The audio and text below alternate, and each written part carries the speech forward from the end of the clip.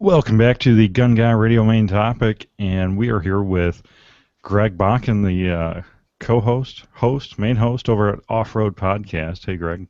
Hey, Jake, how are you? I'm doing great. Glad you could join us this week because we have special guest Cameron Coward of EarthRoamer Luxury Off-Road RVs out of Colorado. Hey, Cameron. Hi, how's it going? It's going great. So give us a quick overview of what EarthRoamer is. Yeah, basically we're a small company based just out of Denver, and we build luxury off-road RVs. Said it all right there in the tagline. So people that want to travel all around the world, overland, and they want to do it, in style, comfort, and all that, we're pretty much the only option. There's a lot of cheaper options on the lower end, but if you want luxury, we're kind of the people to go to. And Cameron, I guess you're a listener to Firearms Radio Network. Tell us about how you became a listener and how you got into guns. Did you grow up in a gun-friendly household, hunting and stuff like that, shooting? Honestly, not really, no. I'm from California, so that's kind of a bad start to begin with. Hey. But no, my family really wasn't into guns. It wasn't until I was a little bit older, moved to Georgia, and a lot of my friends were, so I started getting into it as a teenager. And then, as an adult, I think I bought my first gun when I was 18, and then kind of just been going from there. And then, found your podcast recently. It was only, I think, about 4 or 5 months ago, just looking for something to listen to at work, and that was one of the topics I was looking for, was a gun podcast, and obviously you search that, and there's about 20 that come up for the Firearms Radio Network. So. Well, very cool. So if you're going to the range for a fun time, what do you take with you? I used to always take my XD, Springfield XD9 service model. That was kind of my go-to. But recently I've gotten a lot more into 22, just because you can actually find it again, and it's obviously a lot cheaper to shoot. Wait, so find it? Where? It hasn't been hard to find for me, at least not in this area. I know online it's crazy. I see the online prices are more expensive than what I can find it for locally, which is insane. But I haven't had much trouble finding it. So lately I've been shooting my 1022 a lot, and I got my wife a little SR22, Ruger SR22. That's been actually pretty fun, actually. Very cool. Well, I'm still in the I don't know. I feel like I'm in the desert here as far as 22 ammo goes. It's a long road ahead for me. I have swing by Colorado and just pick up a bunch. It's funny. Our Walmart has like these banner signs that say "No 22 ammo." Well, the Walmarts don't carry them here for some reason, or don't have it in stock. I went by one that said it had it in stock, and the guy looked at me like I was crazy for even asking about it, but most of the local shops still do. Cabela's almost always has some. Huh, very cool. Well, I thought this would be pretty cool to make a kind of a more off-road podcast into Gun Guy Radio. Actually, Off-Road Podcast started on Gun Guy Radio, right? Did you pilot an episode over here? Yes, I did. I don't remember what episode we piloted. It's been a while, but it's usually number 1 that you pilot. Well, yes, I was trying to think of the Gun Guy Radio episode that we piloted. It was this summer. It was when I took my hiatus, so it was like May or June. Yeah. So I'll link to that. I'll link to that in the show notes, and then it's just taken off from here. What episode are you and Jeff on? We actually just recorded today, episode 29. So. Very cool. Yeah. You sound and look more excited than that. Sorry. I am trying to. I'm a little under the weather. Please forgive me. But, no, yeah, I was excited. I'm excited to come on and hear about EarthRoamer, because expedition vehicles is not something that we cover more like rock crawling and, mud and stuff like that. But, I mean, expedition, vehicles is also very cool. And I'd never heard of EarthRoamer before. And then Jake said, hey, come help me interview Cameron, and I said, sounds good. So eager to hear more about it. Well, let's start off with Cameron. Maybe you want to take this. What is an expedition vehicle for those that don't know?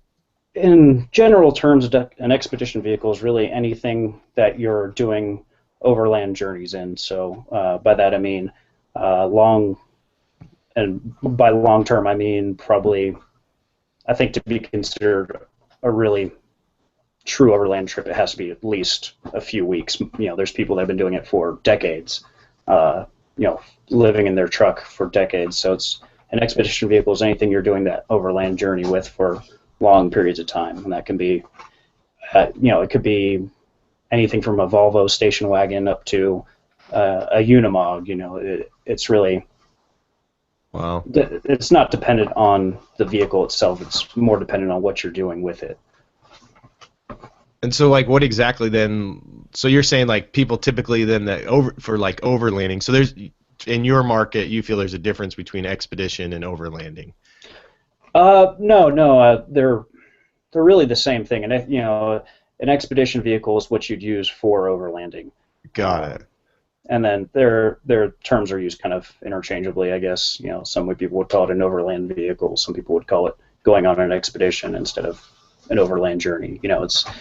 It's semantics, really. Yeah, no, I hear you.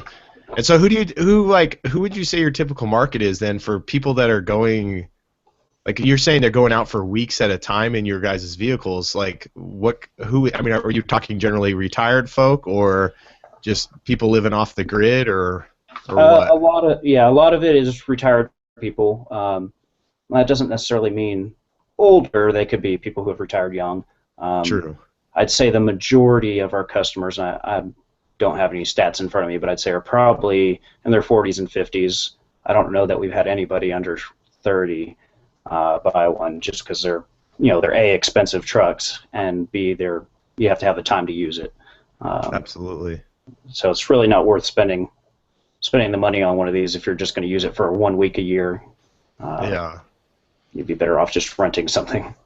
So it looks like you have some overseas customers that we take do, you, like, to Africa and places. Oh yeah. We have people who live overseas. I think we just recently sold one to a couple in Germany, and then we have people who are here or anywhere really, and they take it all around the world. We've had people who have taken the same truck to different continents, and just driving and driving and driving. So this is like an RV on steroids. You guys don't even like calling them RVs, right? You call them an XV? Exactly, yeah. We try to use the term XV just because it differentiates the product from your normal RV. People think RV and they think a big Class A motor home, and that's obviously not what we're making. So we call them XVs, expedition vehicles. Okay. I would say marketing. Yeah. So let's start with what base vehicles do you use to start this project on? Currently, we only use the Ford F550. We used to. Our very first prototype was based on a Dodge, I think, but that was just the prototype. And for a few years, I think 2006 to 2011, we had a Jeep JK-based EarthRoamer that was obviously a lot smaller, meant for really two people. It had a pop-up top, a lot more basic. There's still quite a few of those rolling around, but right now our only model is the XV LTS, or well, LT, and that's based on the F550. And we're looking at coming out with the XVHD, which will be based on most likely the Ford F650 or 750. So that thing is going to be huge. Wow. So can you kind of delve into the difference between, like, typically, for a normal consumer, we're going to be purchasing like an F250 and an F350. What classifies this truck as a 550? Like, what are the changes that you would see? Yeah, so it's all suspension and chassis. They actually use the engines that come in our trucks are the same engine you can get as an option in. I know in the 350, I'm pretty sure you can get it as an option in the 250 as well. So it's all just stronger frames, stronger suspension from the factory, and then as commercial trucks, we can get them basically, get it without the bed, which you can do with a 350 also. But Yeah. they come in dually, but we actually, when we go through the conversion process, they're single wheels on the back for off-roading reasons. But yeah, so it's basically 250, 350 to the 550. It's just you're just going up in capacity for towing capacity for your gross vehicle weight and all that. Does it require a special license then, or just anybody with a Class C can drive one of these vehicles? Yeah, exactly. A Class C doesn't require a special license. And so no air brakes or anything like that stopping these big boys? No, they're not quite heavy enough to need that. They stop just fine with the brakes that come on there. We do a lot of work to suspension, a lot of work to the frame. We extend the frame, but luckily I don't think we've had to really bother with messing with the brakes yet. Got it. I'm sure that'll happen at some point. Yeah, for sure. Well, because what typically, I see you have several different models here, but what's the typical weight kind of that for one of these? Because typically when you think of like off-road vehicles, you're kind of anti-weight, but obviously that's kind of where you guys battle it out, trying to create creature comforts plus off-road exactly. capabilities. Yeah, it's kind of always a fight there, and they're heavy. I think we average about, I want to say about 17,000 pounds for our XVLTS, which is the S stands for stretch, so it's the XV, and then the stretch version is a little bit longer, and the SS is even longer than that, super stretch. But most of what we sell is the LTS, and it's about 17,000 pounds, so it's heavy. Yeah. But we've managed to make it heavy and capable. You might not want to go through some really soft mud. Could probably handle it. It's got the ground clearance and the tires for it, but it's definitely heavy. Got it. And do they come from the factory? Do you guys modify the suspension? Are you lifting it, or is it pretty much factory suspension underneath? Definitely not factory. We are lifting it. Ground clearance. We have a lot of this depends on the options you get, because part of our philosophy is that it's completely customizable. So we're at, like I said, we're at the high end of the market, so we basically try to cater to whatever the customer wants. But our two main tire options are either 37-inch really highway tires, they're Michelin's, or you can go up to 41-inch Continental, I think it's MPT 81s, they're military tires, and they're nice. Big, massive off-roading military tires. So that's going to give it some lift just from the tires. It's about, I want to say the stock tires are 34-inch, and then we also lift it with the suspension upgrades. We do king shocks, we do sway bar upgrades, and then most of the time we try to recommend this to our customers is we have an option for air ride suspension, which is great because you can adjust it on the fly. You can use it for leveling when you're camping. You can use it to raise it up when you're off-roading, lower it when you're on the highway, all of that. So it's I think we end up with the MPT 21s with the Air 81s with the air ride suspension. I think we end up with about 12.5 inches of ground clearance. Okay, nice. So it's pretty high. Yeah, and then are you guys messing with the differentials at all in terms of gearing or doing lockers or anything like that? We generally stick with the Ford options, which is on the 4x4 F550, you've got automatic locking hubs. You've got 4x4, obviously. Yeah. And then we have it's got 4 high, 4 low, and the only option we really add to that is the option to get in two-wheel drive low. So if you're cool. on the trail or even off the trail and you just need to be in two-wheel drive low, you can be, and your hubs won't be locked there, so you can get around turns and all that. Nice. Right on. And then do they come equipped with a winch, or is that up to the consumer to pick up a winch for it? That is up to them. It's an option, and I think it's one that almost all of our customers choose, because if you're taking these off road, you want a winch for something that big. So we've got two. I think we've got a front and back winch. Both of them are worn. I think they're 16,500 pounds each. Yeah. Synthetic rope. So they're they're pretty beastly, pretty beastly winches. Yeah, for sure. They can handle the job. Got it. And then I was looking, just poking around on your website. Do you guys do beadlock rims on these for the wheels, or? Yeah, for the smaller ones, the 37-inch, they're just aluminum wheels from Alcoa, I think. And then the bigger tires, the military tires, those get beadlocks from Hutchinson makes our beadlocks, and they're very cool. They're serious beadlocks. They're not the poser beadlocks that you'll see on mall cruisers. They're real beadlocks. Yeah. Are they double? Do you know if they're double beadlocks? Because I know Hutchinson's makes double beadlocks, and so I would assume they are. Yeah. They're double beadlocks. And yeah. For our listeners that don't know what a beadlock is, it basically bolts the tire to the wheel. And double beadlock, standard beadlocks usually do the outside of the tire, and a double beadlock will do inside and outside, which is very trick.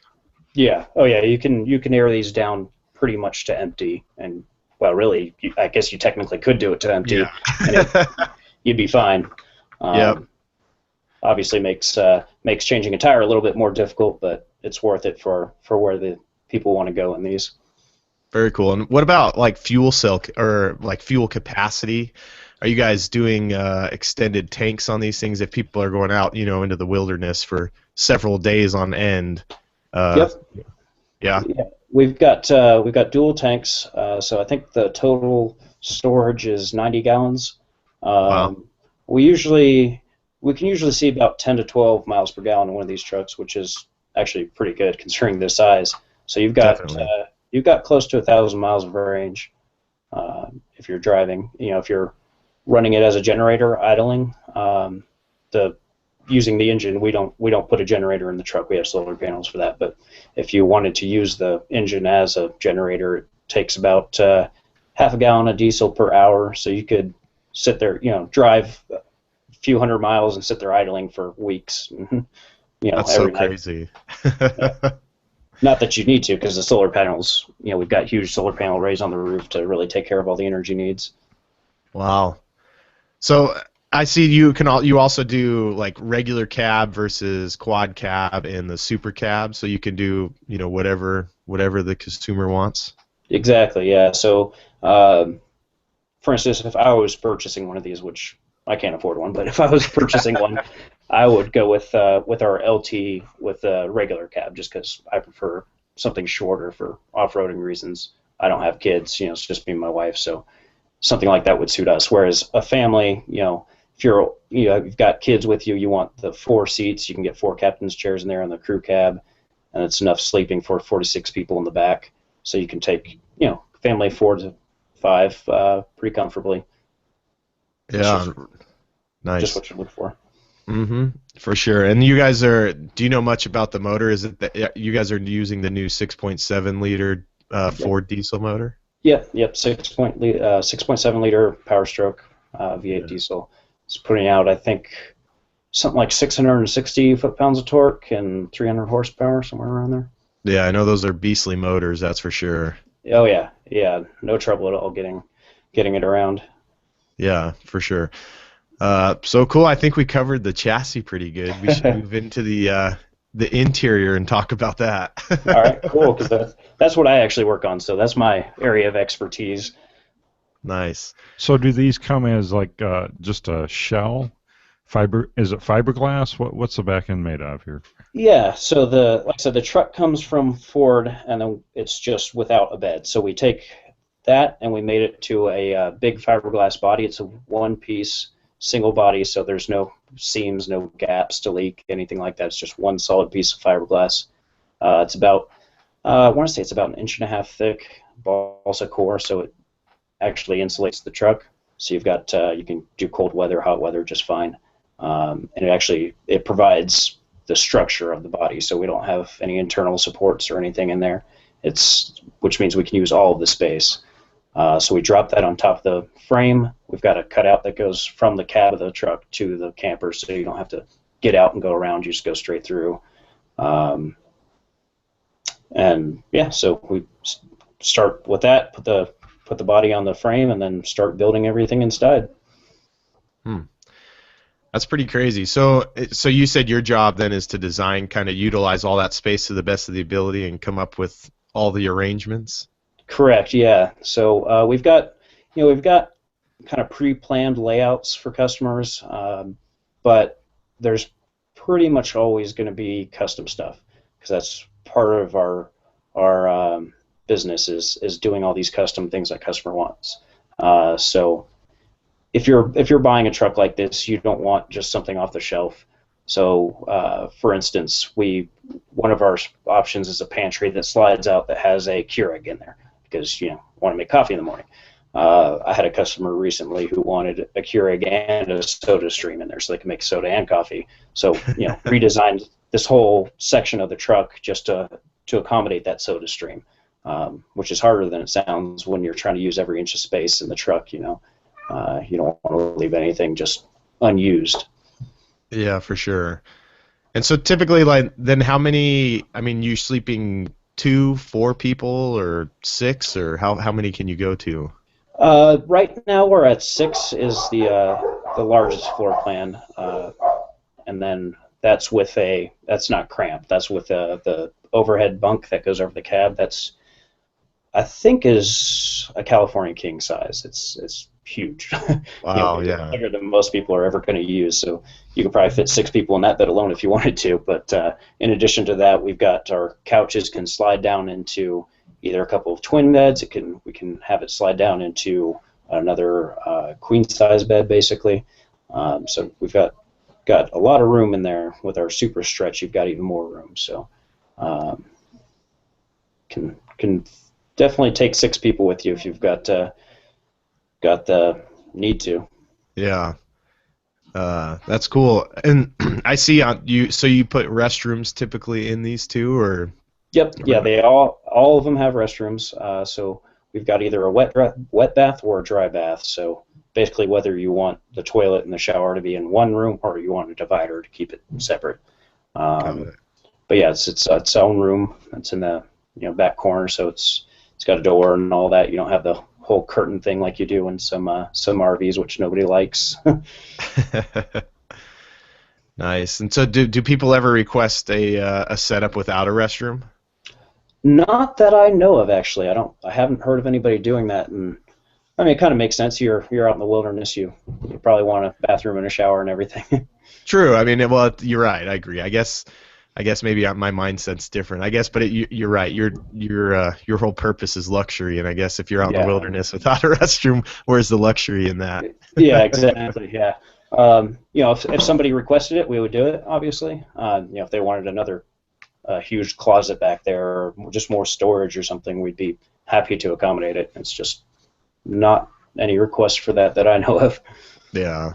And I'll put some links in the show notes to images and whatnot. But if you're listening to this, you really have to check out these images of the interior. I don't know. Think like a Learjet inside an off-road vehicle, something like that. Oh yeah, it's beautiful in there. I mean, I do the design work, but I'm not the craftsman. We have carpenters that work full time to build these cabinets. Every single one of them is hand built, hand fitted, hand finished. I mean, every cabinet in there is work of art. So is that all in house? Yes. Yep. Yeah, that's all in house. The only stuff that gets done out of house is obviously the truck comes from Ford. The fiberglass body gets laid outside of house, and some of our metal work gets done outside of house. We contract some of like the bumpers are made by an outside contractor, just because it's something another company can provide a better quality product than we could for the money. Basically, is what it is. It looks like you guys have like a full-blown machine shop, woodworking shop. Yep. We've got a full machine shop for the metal stuff that we do in house, which is some of it, and then everything that's wood in there gets done in house. So we've got a full woodworking shop. Like I said, we've got carpenters that work there full time to build these things. That's pretty cool. So can you tell us a little bit more about the community side of EarthRoamer? It sounds like you guys have like you set up an annual meeting and all that stuff for everyone that's purchased one? Yeah. So it's basically just a way for people to get together and kind of share what they're doing with their EarthRoamers. So, some people get it for the solitude, so they just want to be alone. But a lot of people, they're doing it, like I said, they're in retirement or they just want to get together. So every year we have an owners rally where we pick a spot, we take people basically off-roading to that spot, and then sit out camp, have fun for a couple days, and kind of see what's going on. Very cool. Do you get to partake in that? I actually haven't been there yet for our next for last year's. I wasn't working there yet, but this coming year I'll definitely be there. Nice. Very cool. Well, and then you guys also, it looks like if people have a previous owned one, do you guys purchase those back from the owners? I see that you have like used ones on the website, or are those just helping them out? Yeah, it's basically a consignment. So the used EarthRoamer business is actually pretty big because a lot of people get these and they get them to begin with, and then they decide on kind of upgrades they want or more things they want to do. So they'll sell their current one and buy a new one. So when they do that, what we do is basically put it on consignment. So they bring it in and we completely refurbish it. So anything that is damaged or broken or just needs updating, we take it in, we completely strip it down, get it perfect again, and then put it out for sale. Very cool. Yeah, we should, I guess, mention pricing. So some of these used ones vary. It looks like right around the $365,000 mark. Yeah, that sounds about right. I think our used ones, they've gotten more expensive as demand has gone up, obviously. So I think that sounds about right for what we're at for our used ones right now. The new ones, the cheapest, if you were to basically buy a truck and not tick any of the options, just choose the absolute base model, which is still very nice, would be about $280,000 new. And then if you were to tick every box on there and get every possible option, which is pretty crazy, but if you were to do it, you'd be up at about $560,000. Got it. Wow. So it's a pretty big range there, and that's all just depending on what options the customer wants. Yeah, for sure. And are these usually cash buying people, or can they finance these, like kind of how they would finance an RV, or? Yeah, you can finance it just like you would an RV. It's done the same way, same paperwork. It's considered an RV to the financing company. So yeah, it's the exact same way you would do it there. But this has the advantage of actually recently, over the past few years, our trucks have actually been appreciating in value. So, like what you're seeing on the used models, some of those were purchased for less than they're selling for now. So, wow, you could actually consider it an investment. That's not the only time you can consider something with wheels an investment. Yeah, exactly. I just found out about that the other day, and I was like, wow, I've never heard of anything other than Aston Martin or something increasing in value. That's awesome. Yeah. Yeah, these are pretty awesome. Have you heard of firsthand from any customers about adventures they've gone on in these? Oh yeah. We tend to always hear stories because they come. We have a service department to anything that breaks, if they crash it, anything like that. They bring it in, and we'll fix it. So we always get to hear about the kinds of stories people are doing with it. Like I said, we've got a lot of people going definitely all over this country, and then people going all over the world in it. Sorry, my cat is stepping on the keyboard. But yeah, so we've got people going all over the world in it. We just this past summer 2014, we took a trip up to Alaska. So the owner, president, and then some other people all went up to Alaska, kind of a little wagon train deal. Spent a couple weeks up there, and that's definitely an adventure. They went off the beaten path up there. Yeah. Tell us a little bit about how EarthRoamer came about. Like how the owner, is that who founded it?